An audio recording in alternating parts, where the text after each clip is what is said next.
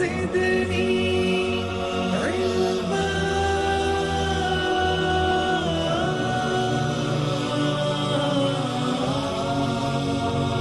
رب زدني علما.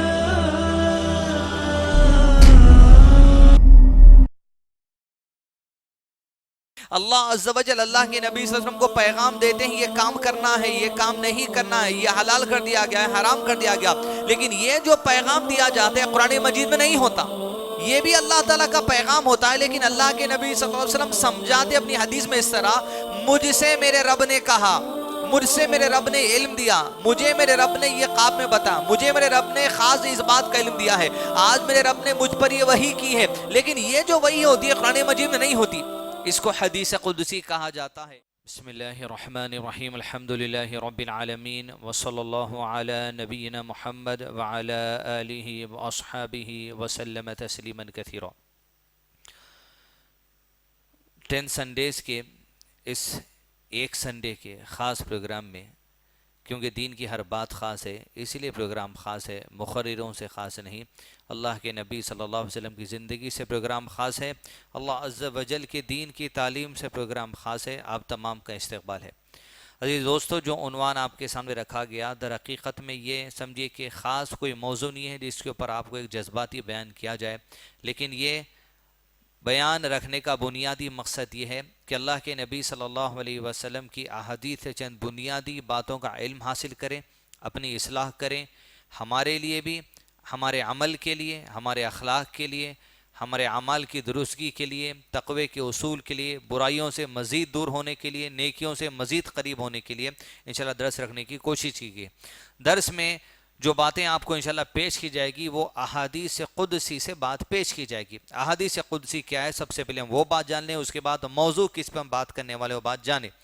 اللہ کے نبی صلی اللہ علیہ وسلم پر جو کچھ بھی قرآن مجید کے اندر نازل کیا گیا وہ اللہ عز و جل کی طرف سے نازل کیا گیا، جسے وحی کہا جاتا ہے. وحی یعنی جس کو آسمان سے اللہ عز و جل جبریل علیہ السلام کے ذریعے نبی صلی اللہ علیہ وسلم پر نازل کرتے ہیں. ایک دوسرا، اللہ کے نبی صلی اللہ علیہ وسلم پر جو بھی قرآن مجید کی آیتیں نازل ہوتی وحی کی شکل میں، اس کو وحی متلو کہا جاتا ہے. وحی متلو یعنی وہ وحی جس کو ہم تلاوت کرتے ہیں نماز میں، جیسا ابھی قاری صاحب نے ابھی تلاوت کیا، جو نماز میں ہم نے تلاوت کیا، یہ تمام وحی متلو ہے جس کو تلاوت کرنے پر ثواب ملتا ہے. دوسری قسم کی وحی ہوتی ہے وحی غیر متلو، یعنی جس کو نماز میں تلاوت نہیں کیا جاتا، لیکن اللہ کے نبی صلی اللہ علیہ وسلم پر یہ باتیں بھی وحی کے ذریعے نازل کی گئی. جیسے قرآن مجید میں سورہ فاتحہ ہے، سورہ فاتحہ میں ہم پڑھتے ہیں غیر المغضوب علیہم ولا الضالین، یہ وحی متلو ہے. لیکن آمین یہ وحی متلو نہیں ہے، یہ قرآن مجید کا حصہ نہیں ہے آمین، لیکن ہم پڑھتے ہیں. کیوں؟ اللہ کے نبی صلی اللہ علیہ وسلم کو تعلیم دی گئی کہ آمین کہنا. یہ جو آپ صلی اللہ علیہ وسلم کو تعلیم دی گئی آمین کہنا، وحی غیر متلو کا حصہ ہے، جس کو اللہ عز و جل کے حکم سے ہی اللہ کے نبی صلی اللہ علیہ وسلم عمل میں لے کر آئے اور صحابہ کو تعلیم دی اور امت کو تعلیم دی. لیکن اس کا حصہ حدیث کو بنایا گیا ہے، اس لیے اسے علماء کرام نے وحی غیر متلو قرار دیا، جس کو نماز میں تلاوت نہیں کیا جاتا جیسے عام طور پہ قرآن مجید کی آیت کو تلاوت کیا جاتا ہے. یہ وحی غیر متلو جو ہے اس کے کئی فوائد ہیں جو ہم کو حدیث پڑھنے سے پتہ چلتے ہیں. ایک تو یہ کہ وحی متلو سمجھانے کے لیے وحی غیر متلو نازل کیا جاتا، جیسے قرآن مجید میں کہا گیا اقیم الصلاۃ، نماز کو قائم کرو، یہ وحی متلو ہے. لیکن کیسے نماز کو قائم کیا جائے، سجدے کا طریقہ کیسا ہوگا، رکوع کا طریقہ کیسا ہوگا، یہ اللہ کے نبی صلی اللہ علیہ وسلم نے بتایا. لیکن شرط یہ ہے کہ آپ صلی اللہ علیہ وسلم نے اپنی مرضی سے نہیں بتایا ہو. آپ کو خود سے کوئی بات آپ کے دل میں اگر آ گئی، آپ نے اپنے انڈرسٹینڈنگ سے قرآن مجید کی آیت کو سمجھا کر لوگوں کے سامنے پیش نہیں کیا، بلکہ اقیم الصلاۃ کیسے نماز قائم کیا جائے یہ بھی اللہ کے نبی صلی اللہ علیہ وسلم کو اللہ تعالیٰ نے بتایا، تب آپ نے امت کو بتایا. اب یہ جو اللہ تعالیٰ نے بتایا نماز کیسے قائم کرنا ہے، تشہد میں کیسے بیٹھنا ہے، انگلی کی حرکت کس طرح دینا ہے، یہ تمام باتیں ان میں سے قرآن مجید میں نہیں ہیں، ان کو حدیث کا حصہ دیا گیا. تو یہاں پر وحی غیر متلو کے ذریعے وحی متلو کو بھی سمجھا جاتا ہے، پہلا فائدہ ہے.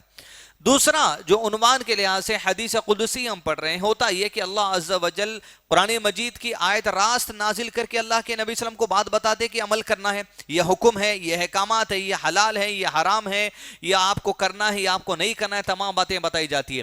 ٹھیک اسی طرح اللہ عز و جل اللہ کے نبی صلی اللہ علیہ وسلم کو پیغام دیتے ہیں یہ کام کرنا ہے، یہ کام نہیں کرنا ہے، یہ حلال کر دیا گیا ہے، حرام کر دیا گیا.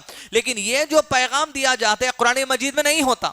یہ بھی اللہ تعالیٰ کا پیغام ہوتا ہے، لیکن اللہ کے نبی صلی اللہ علیہ وسلم سمجھاتے اپنی حدیث میں اس طرح، مجھ سے میرے رب نے کہا، مجھ سے میرے رب نے علم دیا، مجھے میرے رب نے یہ خواب میں بتا، مجھے میرے رب نے خاص اس بات کا علم دیا ہے، آج میرے رب نے مجھ پر یہ وحی کی ہے۔ لیکن یہ جو وحی ہوتی ہے قرآن مجید میں نہیں ہوتی، اس کو حدیث قدسی کہا جاتا ہے۔ گویا اللہ تعالیٰ کا ہی پیغام ہوتا ہے لیکن قرآن مجید میں نہیں رکھا جاتا، اسے حدیث نبی صلی اللہ علیہ وسلم کا حصہ بنایا گیا، اس لیے علماء کرام نے اسے حدیث قدسی کہا، جو اللہ کا راست پیغام اللہ کے نبی صلی اللہ علیہ وسلم کو ہوتا ہے لیکن آپ صلی اللہ علیہ وسلم اسے اپنے الفاظ میں سمجھاتے ہیں، اسے حدیث قدسی کہا گیا۔ آئیے 4 بنیادی بہت ہی اہم اعمال کی درستگی کے لیے حدیث قدسی انشاءاللہ آج یہاں کے اس درس میں انشاءاللہ پڑھنے کی کوشش کریں گے، اور حدیث کے کئی نقاط سے انشاءاللہ دوستو نصیحت حاصل کرنے کی کوشش کریں گے۔ نہ جانے ہو سکتا ہے ان 4 احادیث سے زندگی میں ایک نئی تبدیلی آ جائے، وہ تبدیلی کی بنیاد تقوی کی والی ہو جائے۔ یعنی تبدیلیاں بہت آتے ہیں زندگی میں، جیسے مثال کے طور پہ بالاں چھوٹے ہیں پھر بڑے ہو جاتے، تبدیلی ہے، بالاں بڑے ہیں پھر چھوٹے کاٹ لیتے، تبدیلی ہے۔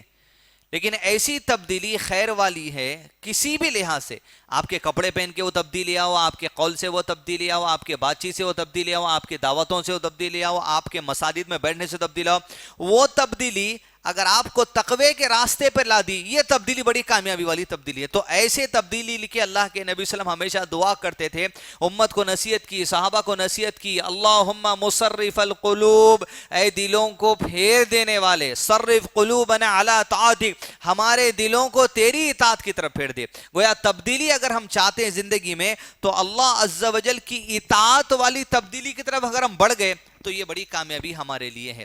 اب زندگی میں اللہ عز و جل جو ہم کو بھیجا، قرآن مجید کی آیت میں واضح طور پہ بسا اوقات ہم نے علماء کرام سے سنی ہے جہاں اللہ عز و جل نے ارشاد فرمایا واضح طور پر کہ ہم نے وما خلقت الجن والانس الا لیعبدون، ہم نے جنات اور انسانوں کو پیدا کیا محض ہماری عبادت کے لیے۔ عبادت کیا ہے؟ عبادت وہ ہے کہ اللہ عز و جل نے جس چیز کو کرنے کے لیے کہا وہ کرنا، یہ عبادت ہے۔ عبادت یہ ہے کہ اللہ عز و جل نے جن کاموں سے بچنے کے لیے کہا ان سے بچنا عبادت ہے۔ گویا اللہ عز و جل کی اطاعت ہی حقیقت میں عبادت ہے۔ گویا علامہ شیخ عثیمین رحمہ اللہ کہتے ہیں ایاک نعبد و ایاک نستعین، ہم تیری عبادت کرتے ہیں، تجھی سے مدد مانگتے ہیں، سے مراد یہ ہے جو تو نے کہا وہ کر کے تیری اطاعت کریں، یہی عبادت ہے۔ جو تو نے جن کاموں سے بچنے کے لیے کہا اس سے بچ کے تیری اطاعت کریں گے، یہ ہماری عبادت میں شمار ہو جائے گا۔ اطاعت عبادت ہے۔ اطاعت میں 2 چیزیں، ایک کرنا بولے کرنا، یہ اطاعت ہے، بچنا بولے بچنا، یہ بھی اطاعت ہے۔ اس کے علاوہ عبادت کے کئی طریقے اللہ عز و جل نے سکھائے۔ ایک ہوتا ہے بدنی عبادت، نماز، ایکشن کے ذریعے عبادت کرتے ہیں ہم، اللہ اکبر ہاتھ اٹھاتے ہیں، سجدہ کرتے ہیں، عبادت ہے، رکوع کرتے ہیں، عبادت ہے، تشہد میں بیٹھنا عبادت ہے، سلام کے لیے آپ کے چہرے کو پھیرنا عبادت ہے، یہ بدنی عبادت ہے۔ اس کے علاوہ قولی عبادت، زبان کے ذریعے اذکار پڑھتے ہیں، سجدے میں جاتے ہیں ایکشن کر کے، لیکن سجدے میں جا کے سبحان ربی الاعلیٰ پڑھتے ہیں، قولی عبادت ہو گئی۔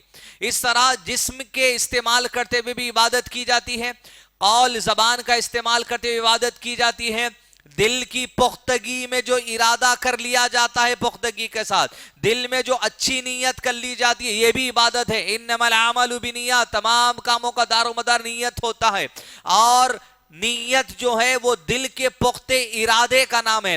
دل میں آپ نے پختہ ارادہ کر لیا کہ یہ کام کرنا ہے۔ اللہ کے نبی صلی اللہ علیہ وسلم نے کہا اللہ نے میری امت کے لیے خصوصی بات یہ عطا کر دی ہے، جب میری امت کا کوئی امتی اپنے دل میں کوئی نیکی کا ارادہ کر لیتا ہے، ارادہ کرنے پر اللہ نیکی لکھ دیتا ہے، اور جب ارادہ کرنے کے بعد میرا بندہ، میرے امتی، اللہ کا بندہ وہ عمل کرتا ہے تو اللہ 1 کے بدلے 10 گنا اجر و ثواب دیتا ہے، یا جس کے لیے جو چاہتا اجر و ثواب دے دیتا ہے۔ گویا یہاں حدیث میں معلوم یہ چلا کہ دل کا ارادہ بھی عمل ہے، لکھ دیا جاتا۔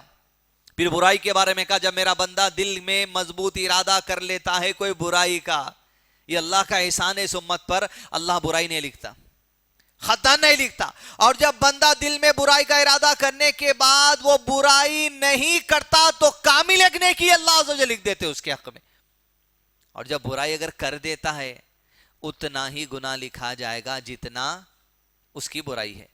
ابھی جو نیکی لکھی جاتی ہے، گناہ لکھے جاتے ہیں، یہ اصل میں ہے کیا؟ ہمارے ذہن میں اس کا نقشہ کیا رہنا؟ اصل میں کوئی چیز ہے، کوئی سالڈ چیز ہے، علماء کرام نے کہا جو نیک اعمال کرنے پر نیکیوں کا ہمیں اجر و ثواب کا وعدہ کیا گیا ہے. جیسے قرآن مجید میں آپ پڑھتے ہیں الف لام میم. الف لام میم یہ ٹوٹل ایک ورڈ نہیں ہے. الف ایک حرف ہے، لام ایک حرف ہے، میم ایک حرف ہے. اس میں سے ایک ایک لیٹر پڑھنے کے لیے 10 نیکیاں ملتی ہیں. نیکیاں کیا ہے؟ رمضان کے روزے رکھتے ہیں، نیکیاں ملتی ہیں. کیا ہے؟ صلاۃ پڑھتے ہیں، نیکیاں ملتی ہے. کیا ہے؟ تو علماء کرام نے آسان الفاظ میں سکھا دیا، نیکی وہ چیز ہے جس کو اللہ آخرت میں میزان میں تولے گا، ترازو میں تولے گا، جس سے ہمارے نیکیوں کا پلڑا وزن ہو جائے گا اور برائیوں گناہوں کا جو پلڑا ہے وہ نیچے گر جائے گا. اس طرح نیکی کیا ہے؟ وہ چیز ہے جو نام اعمال میں تولی جانے والی ہے، جس کو اللہ عز و جل حساب ہمارا لینے والا ہے. میزان میں اعمال کا تولا جانا برحق ہے. تو عزیز دوستو، یہاں بتانا مقصد یہ حدیث قدسی کے ذریعے اول بات یہ کہ اب ہم بدن کے ذریعے بھی عبادت کر رہے ہیں، قول کے ذریعے بھی عبادت کرتے ہیں، دل کی نیت بھی ہماری جو سو ایک عمل کے اندر شمال ہوتی ہے، اس کے لیے بھی ہمیں اجر و ثواب ملنا شروع ہو جاتا ہے. یہ اللہ عز و جل دنیا میں جو ہم کو عبادت کے مقصد کے ساتھ بھیجا، عبادت کروانا، آخر اللہ عز و جل کا مقصد کیا ہے کہ عبادت کا بنیادی مقصد یہ پتا چلتا ہے کہ بندہ اپنے رب سے ہمیشہ رشتے کو مضبوط کر کے رہنا. اب بعض عبادتوں کو اللہ عز و جل نے اس میں فرض قرار دے دیا ہے، بعض نفل ہے، یعنی جس کو کرنے سے آپ کو ثواب ملے گا، جس کو نئے کرنے سے آپ کے اوپر پکڑنی ہے. لیکن فرائض میں جو اللہ کی عبادت میں بھی فرض ہے، بندوں کے حق ادا کرنے میں بھی فرض ہے، والدین کی جو سو خدمت کرنا یہ فرض ہے، بیوی بچوں کے لیے کھلانا پلانا یہ فرض کر دیا گیا ہے. یہ جو فرائض ہیں حقوق اللہ میں، حقوق العباد میں، ان سے کوتاہی کریں گے پکڑ ہے. لیکن جو نوافل ہے جن کو کرنے سے آپ کو ثواب ملے گا، نئے کرنے سے آپ کو کوئی جو سو پکڑ کی بات نہیں ہے. بیوی نے کہا آج آتے خود گنے کا شربت لے کے آؤ، پیسے نہیں ہے، نئے لے کے آئے، گناہ تھوڑے سے لے لے کے آگے اجر و ثواب ہے. اس طرح حقوق العباد میں بھی جس طرح اجر و ثواب ہے، بعض کام کرنے سے نئے کرنے سے آپ کو گناہ نہیں ہے، اسی طرح اللہ عز و جل نے بھی اپنی عبادتوں میں چند عبادتوں کو نوافل انسانوں کے لیے قرار دے دیا تاکہ نوافل کے ذریعے تم اللہ سے رشتہ مضبوط کرو. لیکن اگر نوافل تم ادا نہیں کرتے تمہارے لیے کوئی گناہ کی بات نہیں ہے، لیکن اللہ سے رشتہ جتنا تم دنیا میں قریب کرنے کی کوشش کرتے رہو گے اتنا ہی دنیا کے بکواس پھٹیچر چیزوں سے تمہارا رشتہ دور ہوتا جائے گا. اللہ سے رشتہ قریب کرنے کی شرط کیا ہے؟ بیکار بکواس کاموں سے آدمی جتنا دور رہے گا اتنا اللہ عز و جل سے قریب رہ سکتا. اب اللہ عز و جل سے قریب رہنے کے لیے آدمی کیا کرنا پڑتا؟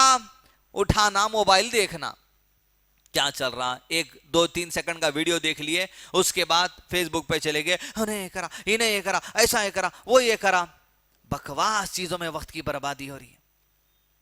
آپ کو یہ پتا ہونا کہ اللہ عز و جل سے رشتہ مضبوط کرنے کے لیے 5 نمازیں تو فرض ہیں، اس کے علاوہ مزید کچھ ہے کیا؟ ان کا وقت کیا ہے؟ ان کو پڑھنے کا طریقہ کیا ہے؟ ان کی فضیلت کیا ہے؟ شریعت میں کیا صرف 5 فرض نمازوں کے بارے میں شریعت ہے؟ اسلام کے 5 ارکان آپ کو بتائے گئے، صلاۃ قائم کرنا، حج ادا کرنا، رمضان کے روزے رکھنا، زکوٰۃ ادا کرنا، شہادت دینا. ان کے علاوہ اسلام میں مزید ہے. صحابہ کرام نے کہا اللہ کے نبی صلی اللہ علیہ وسلم کے پاس آ کر صحابی نے یہ جو 5 باتیں آپ نے کہی میں اتنا ہی کروں گا، اس سے بڑھ کے نہیں کروں گا، اس سے کم نہیں کروں گا، کیا میرے لیے جنت ہے؟ کہا تیرے لیے جنت ہے. لیکن یہ جو اسلام کے 5 ارکان ادا کر دیے گئے ہیں، ان کو ادا کرتے ہوئے بھی اللہ کے نبی صلی اللہ علیہ وسلم چند اور اعمال کرتے تھے اپنے رب سے قریب ہونے کے لیے. اس کا فائدہ کیا ہے؟ مقصد کیا ہے؟ وہ انشاءاللہ آج کے درس حدیث میں انشاءاللہ سیکھنے کی کوشش کریں. سب سے پہلی حدیث جو آپ کے سامنے پیش کی جاتی ہے وہ صحیح حدیث ہے جس کو شیخ البانی رحمہ اللہ نے صحیح قرار دیا ہے. سنن ترمذی کی حدیث نمبر 475. نمبر 1 عن ابی درد رضی اللہ عنہ و ابی ذر رضی اللہ عنہ عن رسول اللہ صلی اللہ علیہ وسلم عن اللہ عز وجل انه قال ابن آدم ارکع لی من اول النہار 4 رکعات اکفک آخرہ. سیدنا ابو دردہ رضی اللہ عنہ، سیدنا ابو در رضی اللہ عنہ کا بیان ہے کہ رسول اللہ صلی اللہ علیہ وسلم نے، اب دیکھیں حدیث قدسی پڑھ رہا ہوں میں، اس کی پہچان کیسی ہے. نبی صلی اللہ علیہ وسلم نے اللہ عز و جل سے بیان کیا ہے. جو حدیث قدسی نہیں ہوتی اس میں کیسا آتا؟ حضرت انس کہتے ہیں کہ میں نے اللہ کے نبی صلی اللہ علیہ وسلم سے سنا. حضرت انس نے کہا کہ میں نے اللہ کے نبی صلی اللہ علیہ وسلم کو دیکھا. حدیث قدسی کی خصوصیت کیا ہے؟ اس میں اس طرح آتا ہے کہ اللہ کے نبی صلی اللہ علیہ وسلم نے اللہ سے بیان کیا. کس نے سنا؟ ابو ذر نے سنا, ابو درداء نے سنا. کہتے ہیں اللہ کے نبی صلی اللہ علیہ وسلم نے, ہم نے ایک بار کہا تھا میں نے اللہ سے سنا. اس حدیث کو حدیث قدسی کہا جاتا ہے. جو پیغام اللہ کا دیا گیا اللہ نے بیان کیا. کہاں بیان کیا؟ قرآن مجید میں تو نہیں ہے. اللہ کے نبی صلی اللہ علیہ وسلم کو اطلاع دے دی کہ بیان کر دیا گیا, لیکن کہاں لکھا گیا؟ حدیث میں جمع کیا گیا. ایسے قسم کی حدیث کو حدیث قدسی کہا جاتا ہے, جو خاص اللہ کا پیغام ہے لیکن اللہ کے نبی صلی اللہ علیہ وسلم قرآن میں درج نہیں کروائے, اللہ تعالیٰ اپنی حدیث کی کتابوں میں اسے درج کروانے کا حکم دیا گیا. بیان کیا, اے آدم کے بیٹے. جب آدم کے بیٹے قرآن اور حدیث میں جہاں بھی آئے, علماء کرام نے مراد یہ واضح فرما دیے, اس سے آدم کی بیٹیاں بھی مراد ہے. کانسیپچل اس میں پیغام یہ ہے کہ لڑکے اور لڑکیاں دونوں یہاں پر مراد ہے. آدم کی اولاد جب بھی آتا ہے حدیث میں, آدم کی اولاد کا ذکر قرآن مجید کی کوئی آیت میں یا تفسیر میں آئے, اس سے مراد آدم کی اولاد سے لڑکے بھی ہیں اور لڑکیاں بھی, کائنات کے اندر جو بھی پلنے پڑنے والے. اب یہ جو لڑکے لڑکیاں میں کون ہیں؟ یہ لڑکے اور لڑکیوں میں ہندو مسلمان دونوں کے اندر شامل ہے. اس میں غیر مسلم بھی شامل ہے, اس میں مسلم بھی شامل ہے. اس لیے کہ اللہ کے نبی صلی اللہ علیہ وسلم کی امت ہے. سارے جس دن سے اللہ کے نبی صلی اللہ علیہ وسلم نبوت کا اعلان کر دیے, اس دور سے جو زمین پر موجود تھا, وہاں سے جو زمین پر پیدا ہو کر آیا, سب اللہ کے نبی صلی اللہ علیہ وسلم کا امتی ہی کہلاتا ہے. چاہے ہندو ہو, یہود ہو, نصارہ ہو, عیسائی ہو, سکھ ہو, پٹیل ہو, مسلمان ہو, کوئی بھی ہو, سب کے سب اللہ کے نبی صلی اللہ علیہ وسلم کی امتی ہیں. امت کے دو حصوں کو علماء کرام نے بتا ہے, ایک امت اجابہ ہے, دوسرے امت دعویٰ ہے. امت اجابہ یعنی وہ ہم اور آپ جو اسلام تسلیم کر چکے ہیں. جیسے کہا جاتا ہے ایجاب قبولیت نکاح کے موقع پر نوشا اور دلہن نکاح کو تسلیم کر لیتے ہیں. امت اجابہ وہ جس نے اسلام کو تسلیم کر لیا. امت دعویٰ وہ جس کو اسلام کی دعوت دی جا رہی ہے. اب دعوت آپ نہیں دیتے تو دعوت رکنے والی ہے, اس کا تصور چھوڑ دیجئے. اللہ اذان کے ذریعے دین کی دعوت پہنچا دیتا ہے, اللہ آپ کے عمل کے ذریعے دین کی دعوت پہنچا دیتا ہے, اللہ آپ کے اٹھنے بیٹھنے چلنے پھرنے کے ذریعے دین کی دعوت پہنچا دیتا ہے. اللہ کسی نہ کسی ذریعے سے دین اسلام کی دعوت زمین پر پیدا ہونے والے ہر شخص کو دینے ہی والا ہے. آپ چاہے کام کریں یا نہ کریں, اللہ نے دعوت دے دی. فرمایا عالم ارواح میں جمع جب ساری روحیں تھی, نریندر مودی بھی تھے اس کے اندر, امت شاہ بھی تھے اس کے اندر, سب تھے. الستو بربکم, کیا میں تمہارا رب نہیں ہوں؟ سب نے کہا قالوا بلا شہیدنا, ہم گواہی دیتے ہیں اللہ تو ہمارا رب ہے. اللہ نے کہا میں نے گواہی تم سے اس لیے لے لی. سورہ آراف آیت نمبر 175 سے اوپر کی آیتوں میں یا 170 سے 170 کے درمیان میں اللہ عز و جل نے کہا میں نے تم سے گواہی اس لیے لے لی تاکہ تم اللہ کے پاس جب قیامت کے دن اٹھائے جاؤ گے, پلٹ کر آؤ گے, یہ نہ کہنا اللہ ہمارے باپ دادا شرک کر رہے تھے تو ہم ان کے پیچھے پڑ گئے, ہم کو کیوں عذاب دیتا ہے. اللہ کہے گا یہ نہیں بولنا کہ میرے پاس, اس واسطے تم سے گواہی لے لی گئی.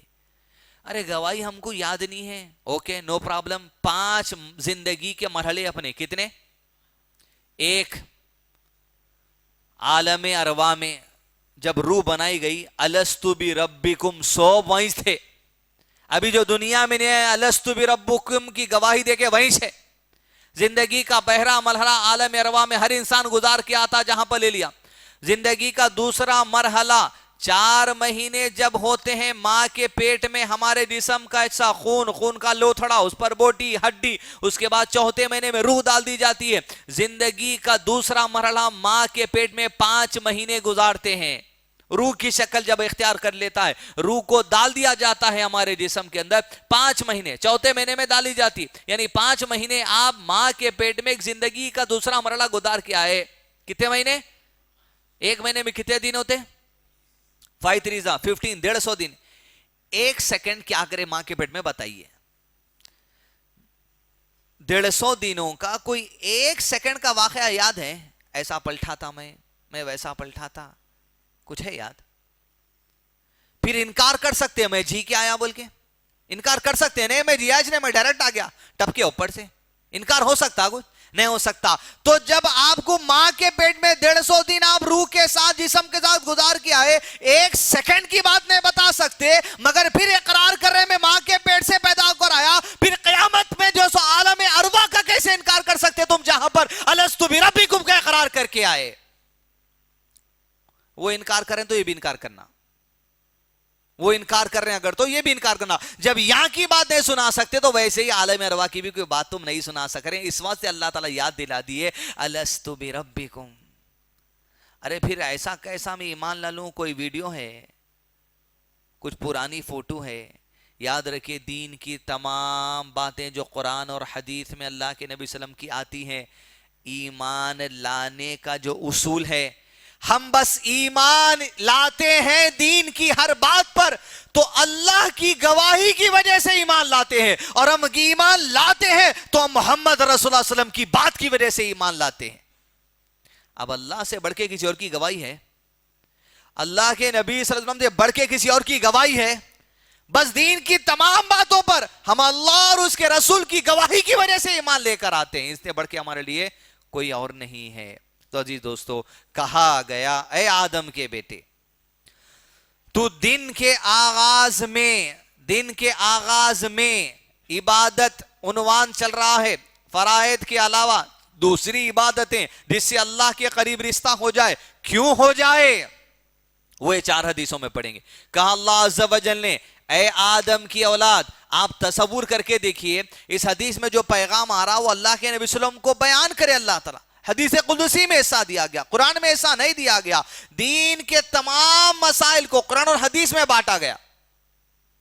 کہ آدم کی اولاد، دن کے آغاز میں، دن کا آغاز کب ہوتا ہے؟ فجر کی نماز کے بعد، جب فجر کی نماز کا وقت ختم ہوتا، سورج نکلنا شروع ہوتا۔ یہ جو سورج نکلنا شروع ہوتا، یہ صبح کے وقت میں 20 سے 22 منٹ لیتا نکلنے کے لیے۔ جیسے سورج نکل جاتا، دن کا آغاز وہاں سے ہو جاتا۔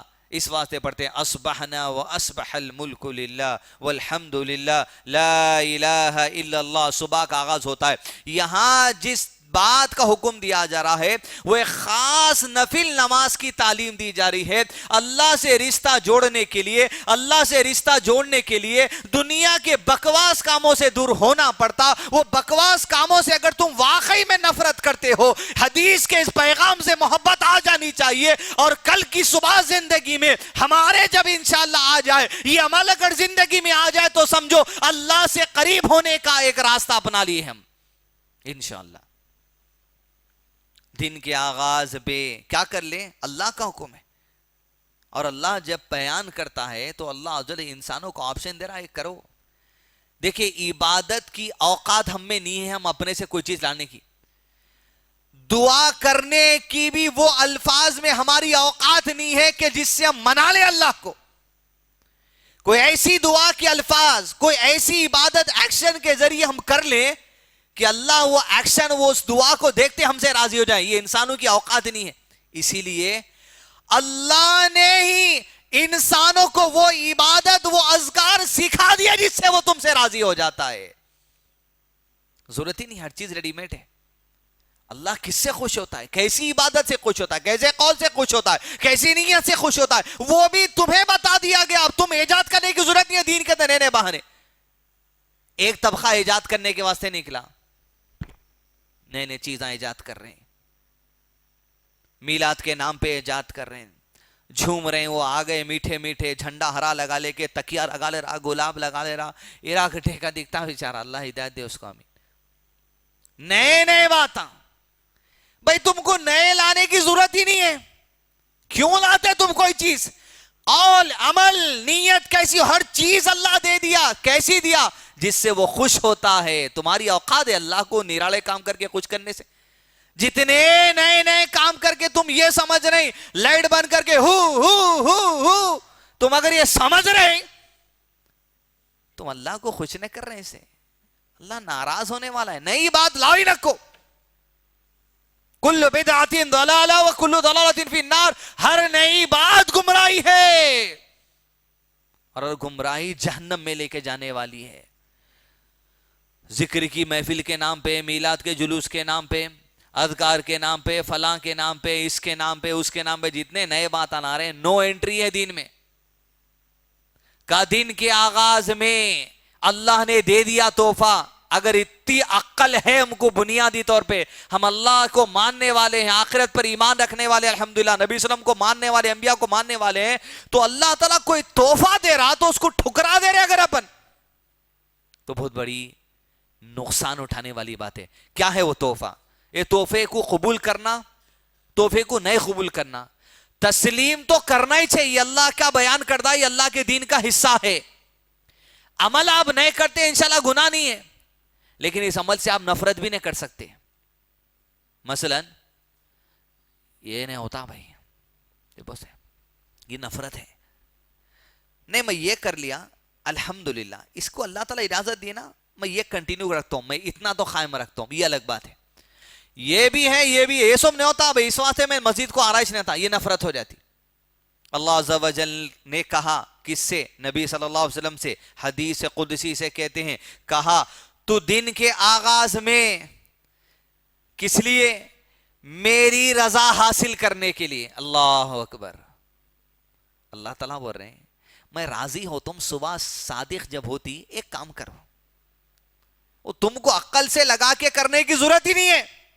میں بول رہا ہوں میں کس سے راضی ہوں؟ تو اللہ تعالیٰ ارشاد فرماتے ہیں اللہ کے نبی صلی اللہ علیہ وسلم سے، جس پر اللہ کے نبی صلی اللہ علیہ وسلم قائم تھے، صحابہ کرام قائم تھے، امت کے بڑے اسلاف قائم تھے، آج بھی لوگ قائم ہیں.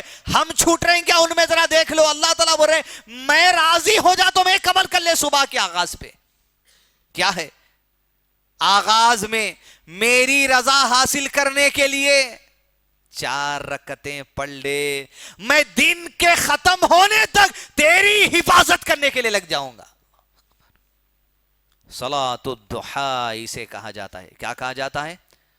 صلاۃ الضحیٰ، یعنی وہ سورج نکلنے کے بعد کہتے چاش کی نماز، اشراق کی نماز، اوابین کی نماز، صلاۃ الضحیٰ جو ہم کہتے ہیں، یہ سارے نام اس کے علماء کرام نے کہا اس کا اصل نام صلاۃ الضحیٰ ہے.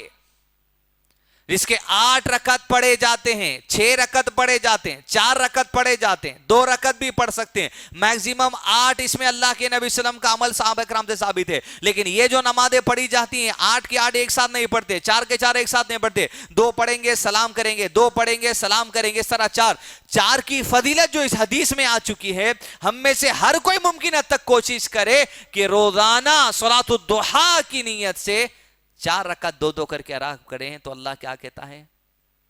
اللہ بیان کرتا ہے محمد صلی اللہ علیہ وسلم سے، میری رضا حاصل کرنے کے لیے صبح کے آغاز میں 4 رکعت نماز پڑھو. اب نوافل اگر آپ نہیں پڑھتے گناہ نہیں ہے، لیکن آپ پڑھتے ہیں تو آپ کے اندر یہ جستجو اللہ پیدا کرنا چاہتا ہے، اللہ سے اپنے رشتے کو قریب کر لے، اللہ کی یاد سے قریب ہو جائے، اس کے رکوع میں دعائیں کر، اس کے سجدے میں دعائیں کر، اللہ کے دین سے محبت کرنے والا بن جا، اللہ کے نبی صلی اللہ علیہ وسلم کی سنت سے محبت کرنے والا بن جا. نہیں کرتے آپ گناہ نہیں ہے. لیکن اگر یہ کہہ رہے ہیں یہ فرض پڑھ رہے ہیں سب ہوتا ہے بھائی، یہ کہاں سے لگائیں؟ یہ نفرت ہے. یہ نفرت کفر کی علامت ہے. اس لیے کہ علامہ شیخ قاسم نے کہا ان شانئک ھو الابتر، جو اللہ کے نبی صلی اللہ علیہ وسلم کی ذات کا دشمن ہے، جو اللہ کے نبی صلی اللہ علیہ وسلم کی لائی ہوئی شریعت کی کسی چھوٹی بات کا بھی دشمن ہے، نوافل والی بات کا دشمن ہے، فرائض والی بات کا دشمن ہے، ھو الابتر، یہی ہر خیر سے محروم کر دیا جائے گا. تو لہذا دین کی کسی بھی بات سے ہم کو نفرت کرنا نہیں ہے، دین کی ہر بات سے محبت ہونی چاہیے. مجھ کو اور آپ کو کسی بھی بات سے نفرت ہمیں اختیار کرنا یہ کفر کی طرف لے جانے والی بات ہوتی ہے. ایک منٹ.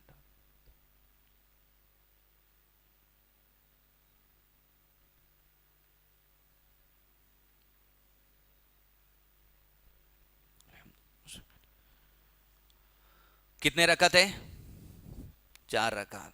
اپنے لوگ اب رمضان آ رہا، 8 رکعت 20 رکعت، 8 رکعت 20 رکعت جھگڑ لے رہے ہیں، پتھرے مار لے رہے ہیں. ارے بھئی ایک دن 24 گھنٹے میں 20 سے زیادہ نوافل ہے، وہ پڑھ لو نا. 8 رکعت صبح میں، 8 رکعت شام میں، 16 مسجد میں جب داخل ہو رہے ہیں تحیت المسجد، وضو جب کر رہے ہیں تحیت الوضو، 20 سے زیادہ نوافل نماز پڑھ لو ایک دن رات ملا کے. اور تراویح میں رات کی نماز میں 17 پڑھنے تک کی دلیل ہے، 100% دلیل ہے. 8 رکعت 2 رکعت کر کے نفل ہو گئے. اللہ کے نبی صلی اللہ علیہ وسلم اس کے بعد 9 رکعت وتر پڑھتے تھے الگ. 8 9 کتنے ہو گئے؟ 17 تک کی دلیل ہے. تو رمضان میں زیادہ نوافل کے لیے آگے بڑھیں.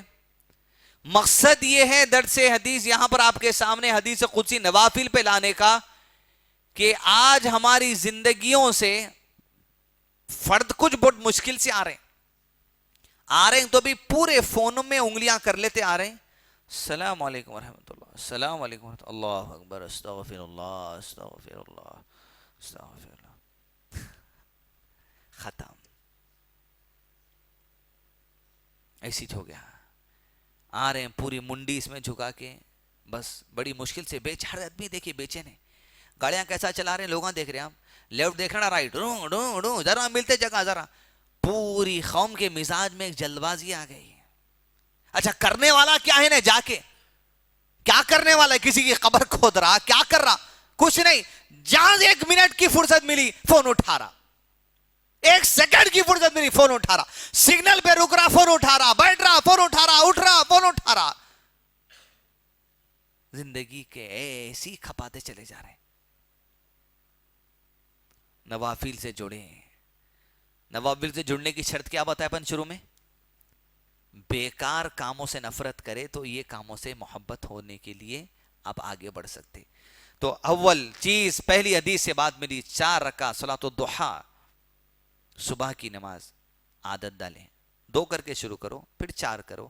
اللہ عزوجل کیا کہتا ہے؟ میری رضا حاصل کرنے کے لیے، اللہ کی رضا کا سبب ہے، ذریعہ ہے یہ صبح کی 4 رکعتیں. اور یہ 4 رکعتیں کس چیز کا سبب ہے؟ اللہ کے دین سے غافل کرنے والی تمام چیزوں سے دور ہونے کا سبب یہ 4 رکعتیں. مگر آپ میں سے کئی ایسے ہوں گے جن کو ہم میں سے ہر ایک کو اللہ ہدایت دے کہ ہم زوال سے 2-4 منٹ پہلے اٹھتے ہیں. زوال کیا ہے؟ جب زوال شروع ہو جاتا ہے صلاۃ الضحیٰ کا وقت ختم ہو جاتا. زوال کیا ہے؟ جب سر کے اوپر سورج آ جاتا، یہ مکروہ وقت شروع ہو جاتا. زوال گرنا، وہاں سے سورج گرنے کے لیے 5 سے 7 منٹ لگتا. اکثر کی نیند وہ ٹائم ہوشیار ہوتی 12 بجے، 11:55، 11:45، وہ ٹائم صلاۃ الضحیٰ کا وقت چلے جاتا. اللہ کی رضا حاصل کرنے کی ایک نفل صلاح بھی اللہ تعالیٰ دیے تھے، وہ وقت چلا گیا. لہذا نوافل سے جڑ کے اپنے رشتے کو اللہ سے مضبوط کریے.